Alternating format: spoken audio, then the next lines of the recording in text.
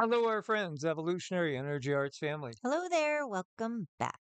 Welcome back, guys. So unusual, 2 days with no videos, but we drove 2,000 miles in 2 days, pretty much. Mm. Yeah, we covered a lot of distance. Yeah, and it's been wonderful. And the babies did really good. Yeah, they're getting used to some different climate and different surroundings. This is different. Did you hear about this one? A Tesla got hit by a meteorite. What are the chances of that? One in a trillion chance to get hit while driving, and it happened in South Australia. At 68 miles an hour, Tesla on FSD kept going smoothly. The Tesla Model Y, now field tested as the safest car to drive when hit by a meteorite. Kid you not. These times are so weird. It feels like we're being set up for something incredible. It does. I mean, there's things going on that I have never seen. I've seen a lot, and things seem to be really just off. Yes, very often. Then you have two impacts on the moon by meteorites. Yeah, something along those lines.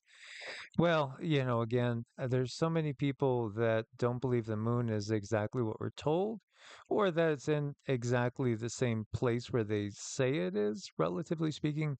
It was just like a couple of years ago, they came out with the fact that the moon's actually in the Earth's atmosphere, not outside of the atmosphere, but in the atmosphere. It's minor details, right? Minor details, yeah. And then here you go. So, two lunar impact events caught in a row on successive nights. What do you think is going on with all this? We'll follow him, by the way. It feels like we're being kind of prepped and primed. Yeah, I would say so. We're being prepped for a lot of change. Then we have a 6.3 according to the USGS. Others were reporting this as a 6.6. Earthquake hit northern Afghanistan. There is damage. There are some buildings that have collapsed, even portions of mountains that have had landslides. And, we have no official death toll, and hopefully there won't be a death toll. But, you do have this area strongly impacted. Again, earthquakes, it really depends on what the buildings are like in the area and what the ground is like.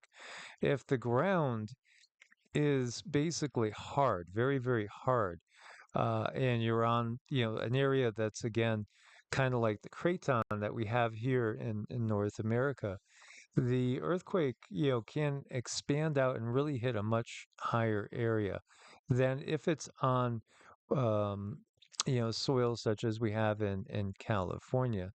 And, it's totally different situation. This is why I like the New Madrid.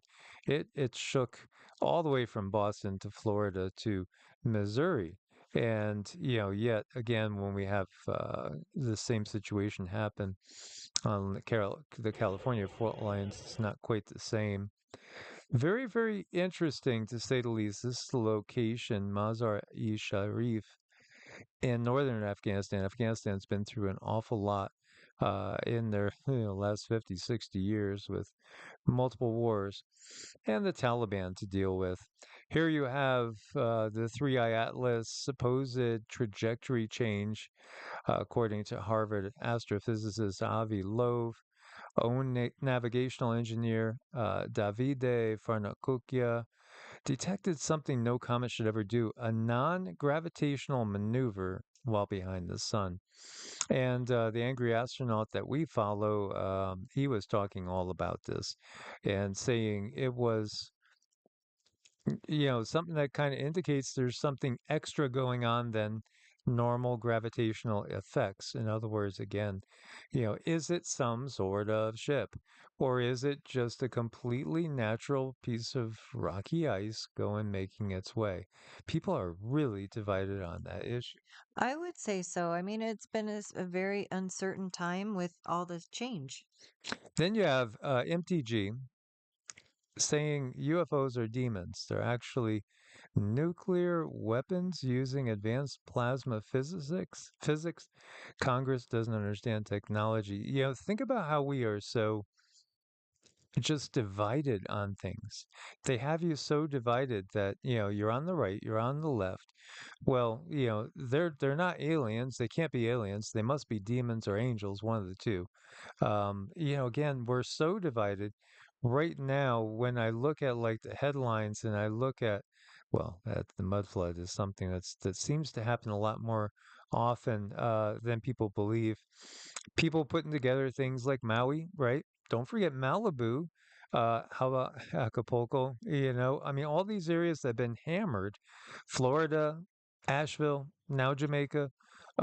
It's just one after one after another, and it's billions and billions, if not going higher, pounds, dollars, etc., in property damage. And you got again real changes going on with the insurance companies too, because people won't be able to get houses in certain areas. Some areas people aren't even allowed to go back to their home weeks and months later, even though it's their home, and then you're not allowed to go to it.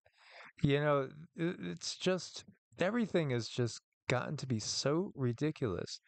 And here we have again that divided world in 1871, attributed to Albert Pike, 33rd degree Mason, uh, a general, Albert Pike, saying that there's three world wars planned, and the third is going to be about Islam and Christianity, with Judaism there in the middle, wiping itself out. Well, here you go. Uh, you know, Nigerian Christians will be rescued soon. Uh, it's just such it's so obvious, and yet a big chunk of the world doesn't have a clue yet. They still can't see the manipulation going on. All they do is respond to the indoctrination that breeds hatred for somebody other than whatever group you're identifying with. If we could identify with the fact that we're all individual cells on this planet and we need to optimize and harmonize the way we get along, we don't have to have this chaos that goes on, creating division purposely, so that again, just this tiny little power structure lives lives of luxury when so many people just tooth and nail trying to claw out a living. And, it's almost this invisible separation that we have going on because everyone wants to respect everyone else. So you don't want to talk about things that divide you, but because it'll bring more division. But is that in and of itself dividing? I don't know the answer. Yeah, and we absolutely love the real Jesus, Yeshua, but we also recognize that, J for Jesus didn't exist at the time of Jesus. In fact, again, things were translated and then translated into a new language and translated again. There's geopolitical situations involved in that, and they translated things purposely certain ways, mistranslating in many scholars' minds, purposely, intentionally, to again utilize it as a tool of control. So, again, they use fear based indoctrination to say you have to believe our dogma. And by the way, you make sure you tithe 10% now, you're given to the Lord. Well, again, Lord of hosts is a term that means really, the God of war. So, yeah, when we see how things really, really work, it's easy to to be cynical. And some people go the totally opposite extreme, become an atheist and think that there's no point in anything. But no, no, we're here to learn. And what are you learning about? You're learning about yourself, because each one of you is a unique aspect of source, the one source. So, Jason Wild here says you've probably seen this image once or twice before, and he thinks primarily of Krishna when he thinks about who would greet him on the other side of the veil, and not Yeshua. But, Christ consciousness, Krishna consciousness, it doesn't really matter. It's just whoever you resonate with. Get the bigger picture. The bigger picture is unity and looking at things from a unity consciousness perspective. Because here they are, obviously trying to manipulate us into an Islam versus Christianity World War III and more. This is all part of that play that they do. But the real thing is, and this might not be real at all, but it's pretty cool. Somebody trying to construct a griffin here. Griffins were real. They were very real. Absolutely. And yeah, I do think as Bronze Giant says, I believe they still exist somewhere. Yeah, sure, they're in 4D.